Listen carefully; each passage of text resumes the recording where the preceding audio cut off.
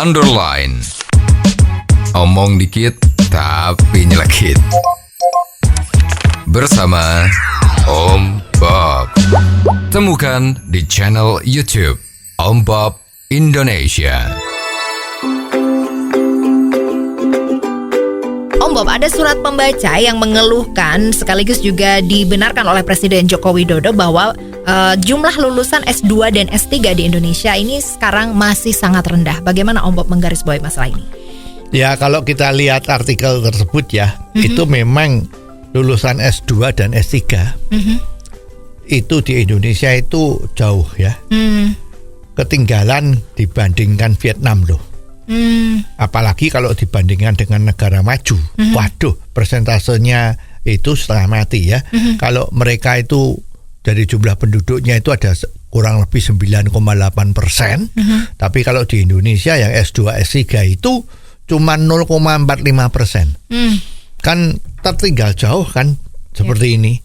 Nah, sekarang kalau dikatakan bahwa kemajuan sebuah negara atau bangsa itu kan dilihat dari berapa banyak orang yang terdidik.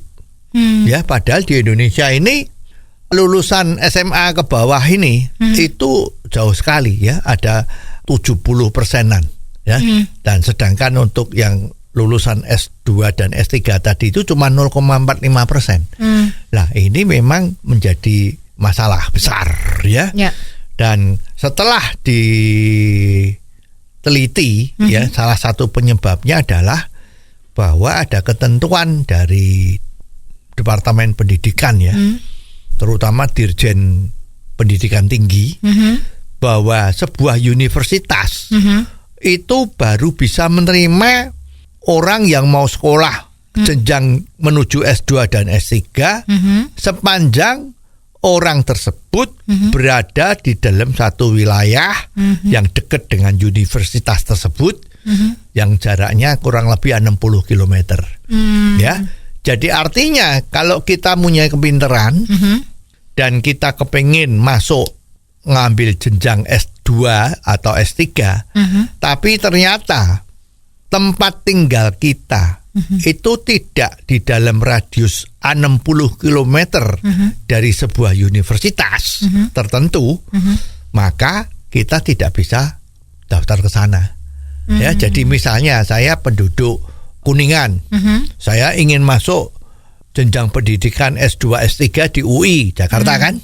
Nah, sorry ya, karena jarak tempat tinggalmu itu domisilimu lebih dari 60 kilo. Jadi ketentuan ini adalah misalnya ada di Jakarta universitasnya, maka Universitas Jakarta itu hanya menerima orang-orang yang mau masuk S2 dan S3 yang jaraknya itu dari sekolahan universitas tadi itu radius 60 km. Ini peraturannya ini kan nggak benar ya. Jadi kita ingat bahwa soal sonanisasi ini sudah berlaku untuk pendidikan tadi itu SMP, SMA. Itu juga seperti itu. Lah akibatnya persaingan murid-murid untuk mendapatkan sekolahan yang baik itu menjadi tidak ada. Ya, tidak fair. Ya, padahal sekolahannya bagus, kalau murid yang masuk itu IQ-nya atau kepandaiannya itu pas-pas saja atau bahkan kurang, itu maka orang tersebut juga tidak bisa diciptakan oleh sekolahan yang baik tadi itu untuk menjadi manusia unggul. Ya, karena dasarnya itu kurang. Ya, coba sekarang kalau seorang lulusan walaupun dalam satu zonasi SMA yang bagus ya, ternyata dia itu lulusannya itu nggak bagus. Ya, kalau lulus ya lulus, cuman nilainya mungkin 6 ya. Belum kalau nanti lulusnya itu dikatrol, angkanya tambahan ya. Karena sekarang you tahu kan, kalau sebuah sekolahan kelulusannya itu tidak baik atau tidak 100%, maka kepala sekolahnya itu dinilai oleh departemen yang di atasnya itu bahwa ini berarti kepala sekolahnya kerjanya nggak beres. Ya, jadi semua kepengen dinilai bagus, dengan cara mengkatrol. Yang tidak lulus dikatrol. Itu sudah terjadi umum di mana-mana. Ya. Nah sekarang gini, kalau orang yang lulusannya itu karena dikatrol dan kebetulan dia dalam lingkungan dekat sekolahan rayon tadi itu, sekolahan yang baik, maka dia mau tidak mau kan diterima. Ya. Nah sekarang justru orang-orang yang punya bakat hebat yang tinggalnya di luar radius sonanisasi sekolahan yang bagus tadi, malah tidak bisa diterima. Ya. Kita bisa bayangin nggak, sebuah sekolahan yang hebat kalau dimasukin dengan murid-murid yang kemampuannya pas-pasan atau kurang, Ya.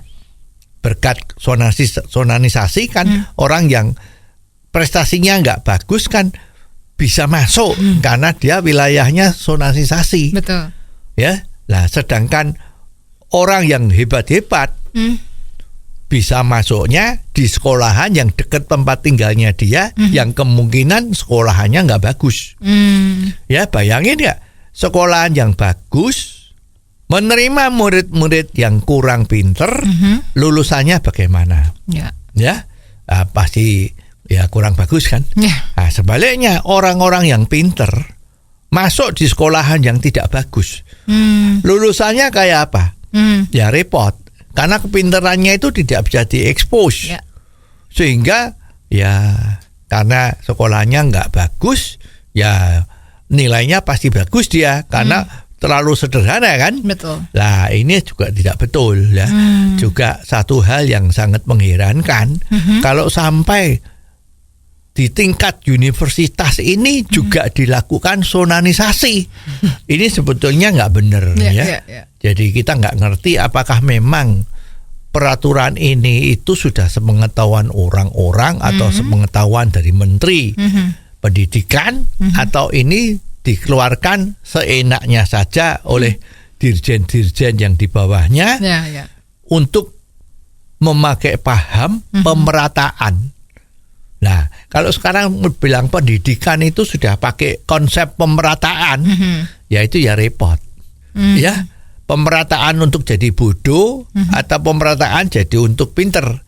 Kalau mau jadi pemerataan yang pinter, mestinya sekolahan itu dibebaskan untuk menerima murid siapapun asal memenuhi kriteria dari sekolahan itu saja. Ya.